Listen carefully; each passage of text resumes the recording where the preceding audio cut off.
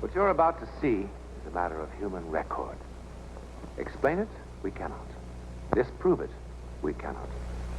We simply invite you to explore with us the amazing world of the unknown. To take that one step beyond.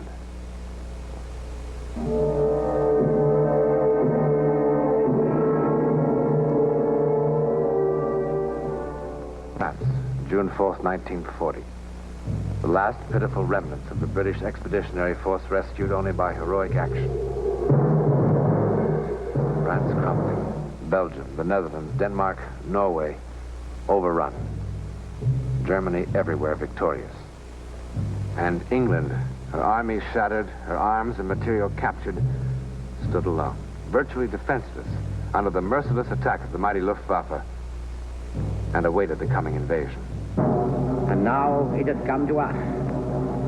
Stand alone in the breach and face the worst that the tyrant's might and enmity can do. Should the invader come to Britain, we shall defend every village, every town, and every city. Winston Churchill, Britain's most potent wartime weapon. In that dark time after Dunkirk, he rallied his people from despair and defeat. They fought with anything and everything, even the fantastic weapon of psychic power. Inside this command post of Britain's Home Guard, on the north coast in 1940, was a mild and most unmilitary fellow who took that incredible one step beyond. But see for yourself. So bear ourselves that if the British Empire and its Commonwealth last for 1,000 years, men will still say, this was their fighting tower. About time somebody give them ruddy Nazis what for. Churchill's a real old British bulldog himself. No doubt of it. He's the leader we've been needing right along. I'll tell you what. All right, you men. Now, finish up with mess. You have to post guard before dark.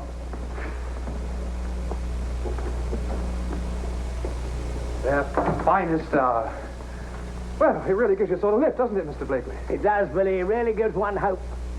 Our side will win in the end. Yes, but do you really think we will? I don't know. I suppose that depends on us, doesn't it? The blooming Nazis don't kill me. This food will. Whoever told you you could cook, eh? Oh, fine one to choose. Farmer probably never cooked a meal in his life. Do you think hauling coal in a dray qualifies you for any better? Oh, what a crew. Ruddy farmers, bank teller, overage chemist, headmaster of a blooming girls' school. Yeah, vicar and greengrocer, all bossed by a one-armed pensioner. He lost that arm in the First World War. And got a TSC doing it. Oh, Blakely. I met Ethel when I was in town today. She said to take care that you wear that scarf against the night air. How did she look? Oh, same as ever, don't you worry. You know, I've never seen anything like it. Body, you'd think you were newlyweds instead of going on your 20th. Yes, Ethel and I suit each other. Oh, she said to tell you that the red platter dropped 28 fry. Whatever that means. Sounds like Russian code. Maybe Blakely's in cahoots with the Ruddy Reds. A red platter is a small tropical fish. Very beautiful. One of mine just had 28 babies. 28? Oh, glad my missus can't do that. Quite a sight they are. No bigger than the head of a pin. Lucky, you take the outpost. You and Carl. Him? Do I have to have him for a partner? Now, why not? Well, I just wouldn't feel safe, that's all, with only a kid to protect me back. Look, Lucky, we're all the same here. All doing our bit as best we can. Carl's done well so far. Well, he's got no nerve, anybody can see that. If he had, he'd be in the services at his age.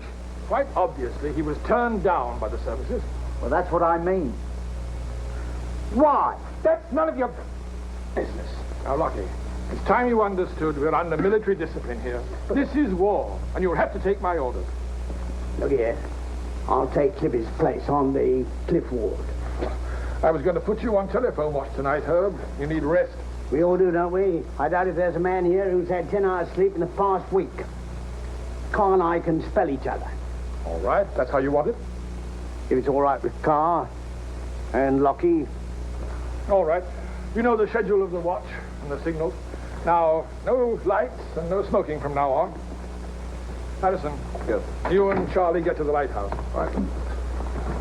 Bill, you take the near bunker.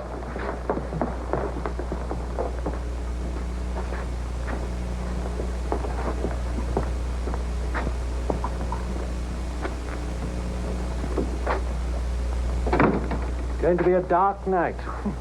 Just the kind they choose. Do you really think we have to fear them this far north? Surely they'll hit straight across the channel at Kent and Essex. Our job is to watch for raiders, off subs and the like. They'll probably try to infiltrate all along the coast. A nice, quiet little inlet like ours is made to order for them. I hope they don't come tonight. Likely they'll find us all asleep. Any man caught sleeping at his post will face court-martial. We're not the regular army, remember, Tim? We've all of us been on the constant alert for more than 3 weeks. And every man's ready to drop. And every man's doing his duty. I appreciate that. Maybe as time goes on, we'll all toughen up, huh? Herb, you better take a gun with you out there. Probably 22 or the Vickers-Berg gun. Wouldn't know how to use it anyway. We're only there to sound a warning. You must have a weapon of some kind. Take a sawed-off oar or a pitchfork. All right. I'll take a pitchfork, and here's your sawed-off oar. Herbert, would you like me to pray with you?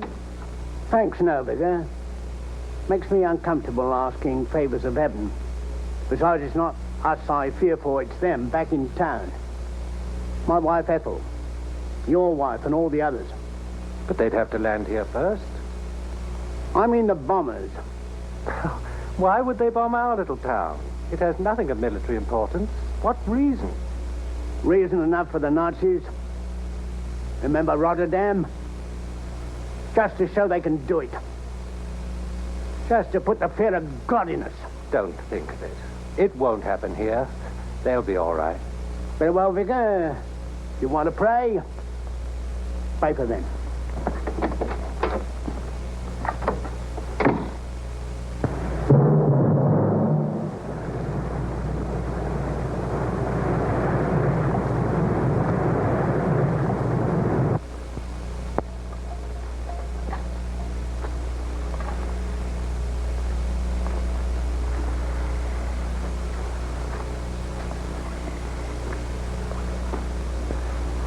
Well, if the war depends upon Lockie or Charlie, or me, God help us. We're really at the bottom of the barrel. Oh, I wouldn't say that entirely. I'll wager Lockie can still put up quite a scrap, even with his crippled leg. Of course, I'll admit, as a warrior, I'm an excellent greengrocer, but, well, perhaps our services won't be needed after all. Yes, but supposing they come, what are we going to do without guns to go round? They'll have guns, you know. Perhaps we can take them away. We can do the best we can, that's the straight of it.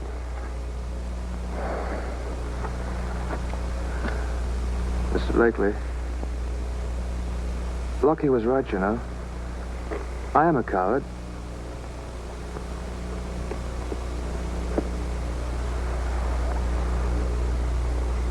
Why? Because you're frightened? Yes. But everybody is, even Lockie. Are you? Certainly. Now curl up and catch a nap. Yes, but aren't you tired? I don't go to sleep now, or I shan't wake up till morning. So, I'll take the first watch, while you catch 40 winks, and then you can have the second. Now, don't worry, I shall wake you.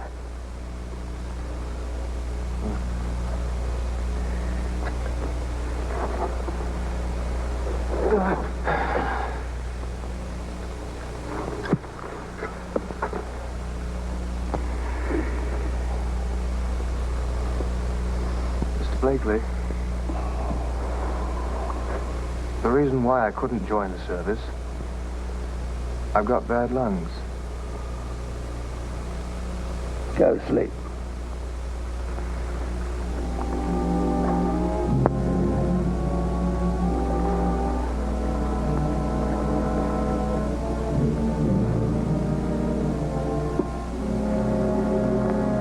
What a ruddy bore.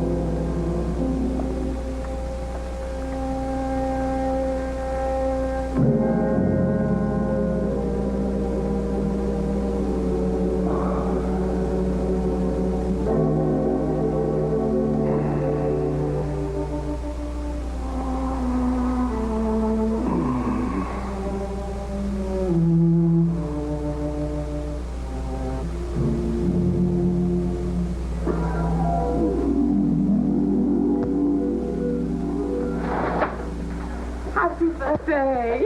Oh, what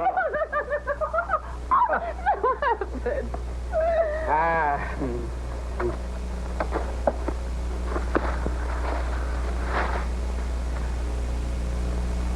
Do you like it?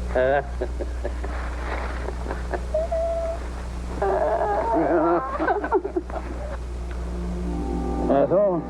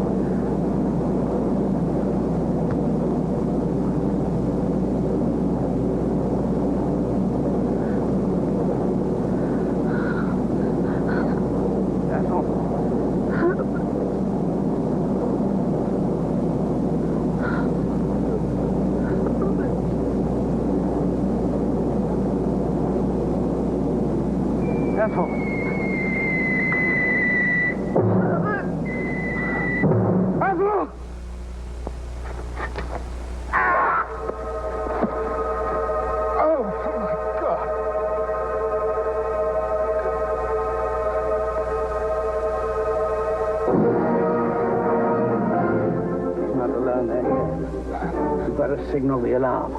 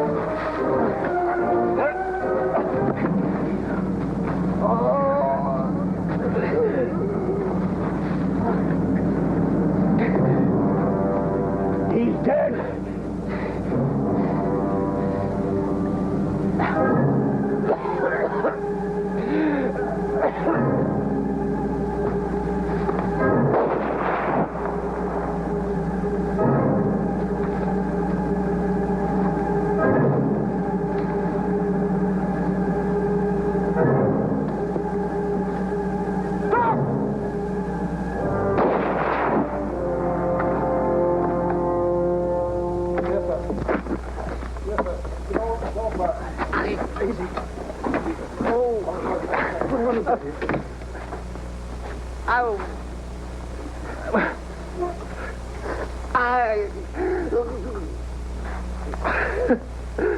Seems you were wrong, Herbert. It was we who needed the prayers. How do you feel? Nothing serious. I'll be back on my post tonight. Oh. The attack started at 04:17 hours and lasted approximately 7 minutes. Yes, I'm sure. We got them all. 5 men and an officer. Ours? Well, I suppose every man's got a scratch or two. Only 3 seriously. I'm sending them into hospital. Go ahead, Charlie. Yes, sir. Dead? Only 1. Who? Lucky. Oh.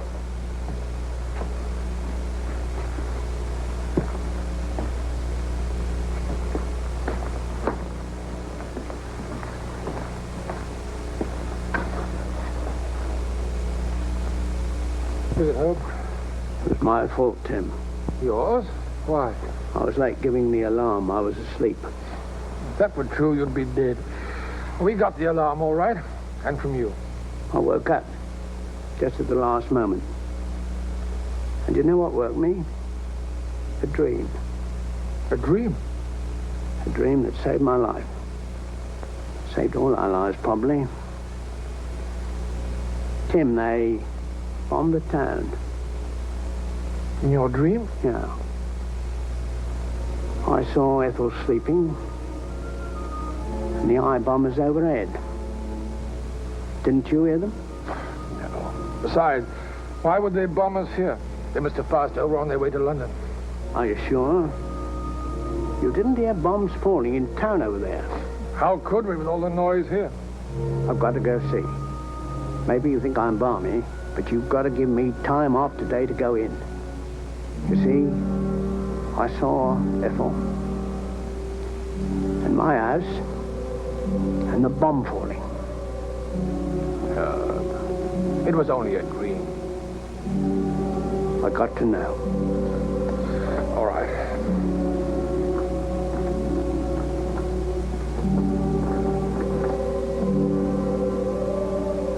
Colonel Marlowe here. Can you tell me, did they bomb you in there just now? I see. Thank you. You can ride in with the truck. Thanks. Herbert. Good luck. Thanks.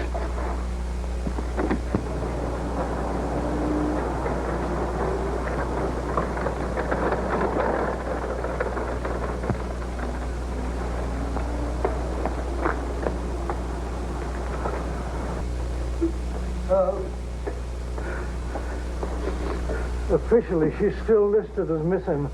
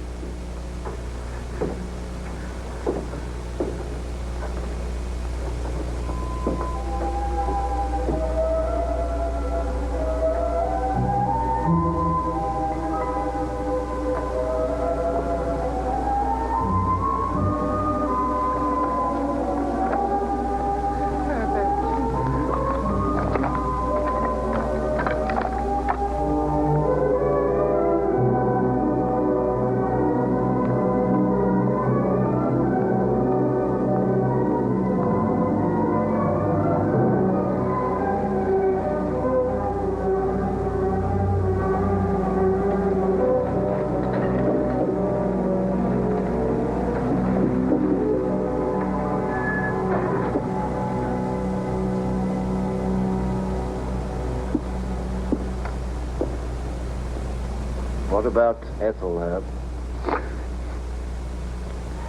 Rotten luck. What do you want to do? Let's go back. It's my place, isn't it?